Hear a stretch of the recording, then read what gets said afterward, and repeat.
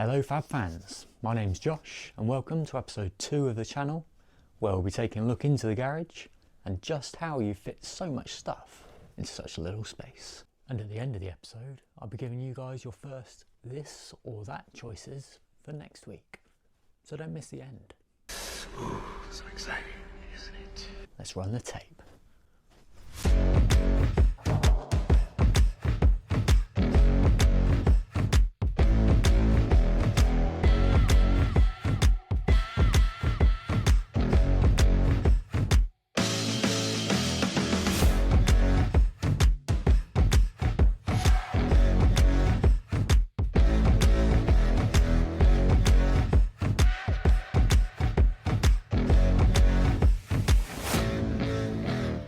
Today, we'll be looking into the inner workings of the garage and how most of the tooling in here has been made to suit a relatively small space. But firstly, why have I chosen to put all this stuff into a single garage? When most people hear welding, they think of this. A large, noisy workshop pushing out huge bits of steel by the ton. But luckily, this isn't always the case. Fabrication can come in many forms and sizes, from intricate medical parts all the way up to gigantic container ships. So your working space is entirely dependent on the products you're looking to create. Over the years, I found that a smaller, well-organised workshop is a much nicer place to work and suits the types of projects I like to take on. Outside of what you want the workshop to do for you is what you need the workshop to produce, and this is where the cost comes in. As nice as it would be to have a brand new 2,000 square foot workshop, the overheads involved in this are staggeringly high at the minute. Ay, caramba! So you have to work with what you've got. And this is it. Measuring in at 5 metres by 2.5 metres. This is a fairly standard UK single garage. Now that we have our space sorted and know the area we have to work with, where do we start with organising everything? We start right here with the centrepiece of most fabrication shops, the workbench. The bench shown here is quite a simple construction, a box section frame with a steel top, the bare basics and all that's required for general fab work. It gets interesting when you take a look underneath and see that this bench can stand on its own without any front legs. This folding mechanism gives support to the centre of the bench, but allows you to fold it away and free up a large working area. With the bench in place and the option to have a decent open space, we can place all of the larger sheet metal tooling around it. These are the 3 main tools that I use in my day-to-day work, so their arrangement is a key aspect in how the shop will operate. All 3 tools need a decent amount of space to work them and require access to both sides of the tool. Now you can see there's plenty of space around the English wheel and the bead former, and we use the rollers. I'm not that good with origami, but I sure know how to make tools fold away. This simple H-frame allows the rollers to be dropped in place when needed, or nicely tucked away when not. The bench can also be placed back into position for those smaller, high quantity rolling jobs. And when that's all done with, we can simply fold the bench back and move the rollers out of the way again.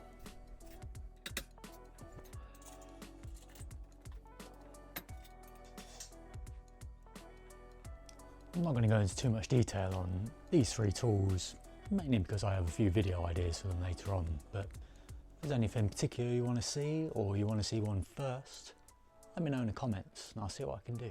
For now, we'll come to the front of the shop and take a look at the presses. At the front of the shop, we have 2 presses, both having a very similar operation, but achieving it in 2 very different ways. The first is known as a shop press. You may have seen one of these in your local car garage, as they are an extremely handy tool to have. I've altered this one to use 2 rams rather than 1, connected in series so they both operate from a single manual pump. This allows you to apply equal force over a much longer area, and gives you plenty of options when looking at tooling design. The second is the C-press. This press runs from a hydraulic power pack that is operated by 2 foot pedals. I made this press before moving into this workshop, mainly to reduce the noise made in forming hole swages. This has also made the job much quicker, and I really need to look into using this for other pressing details. Although both of these do look like quite big bits of kit, they actually take up very little floor area and leave plenty of space for storage. The main issue is their height and the up and over door.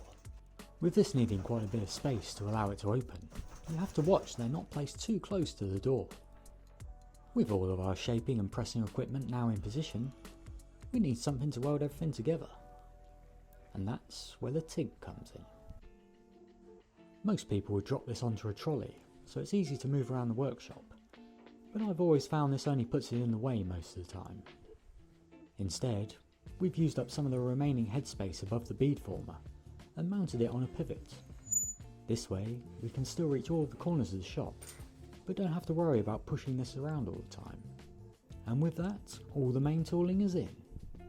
Outside of this, we have the general workshop tools nicely arranged in the back corner, the air compressor for sanding and polishing jobs with an extending reel for getting outside the garage, the pillar drill, which I'm actually yet to wire up, and that'll probably be a video pretty soon. And finally, the everyday hand tools, all arranged in one place so you'll always know where they are.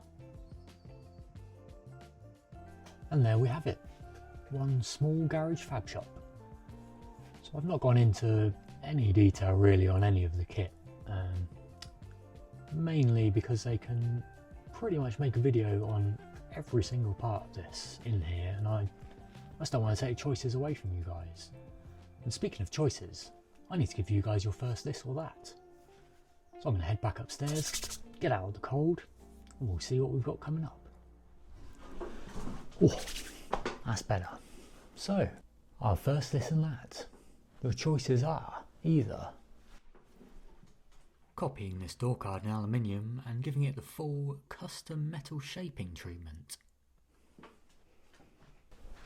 or dive into setting up a TIG welder, finding out what that button does and comparing this digital machine to an older analogue set. so. Let me know in the comments what you'd like to see, and that's all for this week. Don't forget to like the video, subscribe to the channel, and we'll see you next time.